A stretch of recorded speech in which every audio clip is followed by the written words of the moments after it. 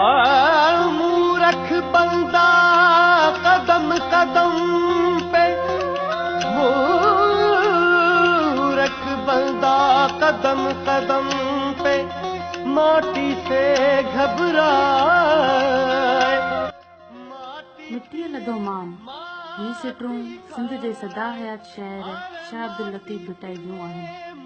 उन जी अमली तस्वीर जेकॾहिं तव्हांखे ॾिसणी आहे त अचो मूंसां गॾु ज़िले नौशहर फिरोज़ जे हिकिड़े नंढड़े ॻोठ दरसन में, जिथे बेशुमार तजुर्बेकार हुनरमंद सॼो ॾींहुं मिटीअ सां खेॾंदा आहिनि। जी हा, कुंभर, जेके मिटीअ खे नए वजूद में आणींदे आणींदे पंहिंजी सॼी हयाती हिन फन खे अर्पनि था ऐं हर तकलीफ़ कारजियां वक़्त जूं सितम तरफ़ूं सहनि था।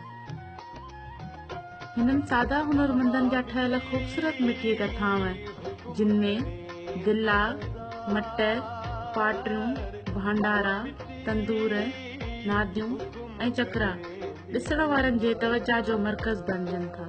बिना कंहिं कंप्यूटर, मॉडर्न मशीन ऐं नफ़ीस औज़ारनि जे हिननि जा सदियुनि जे तजुर्बे में भरियल हथ अहिड़ा त फन पारां तख़लीक़ कनि था जो मशीन ऐं कंप्यूटर ते रखियल हथ बि बेजान थी पवनि था।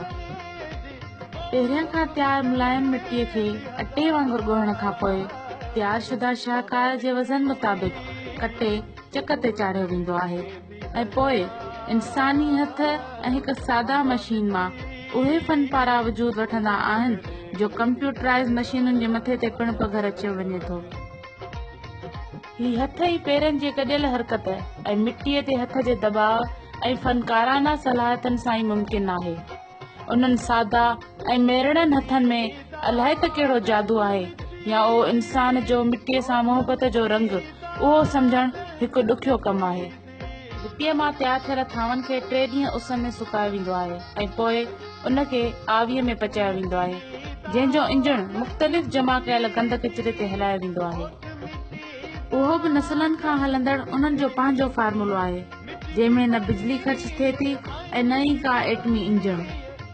हर कम जीअं हिन कम में बि उन्हनि खे काफ़ी मसइलनि सां मुंहुं ॾियणो पवे थो, जीअं त मिटी खणण दौरान हिननि खां भतो वसूल कयो वञे थो।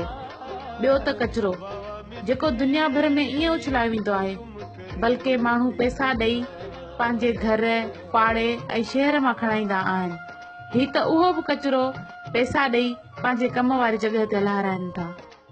ॿियनि हुनरनि वांगुरु ही ख़ूबसूरत हुनर बि हुकूमत जे बेध्यानीअ जे करे काफ़ी मसइलनि जो शिकार आहे। काश हुकूमत जा अहलकार ऐं नुमाइंदा कॾहिं पंहिंजे थधे कारपेटनि वारे कमरनि मां निंड्रू फिटाए पंहिंजे मुल्क जे हुनरमंदनि बाबति आगाही हासिल करे सघनि।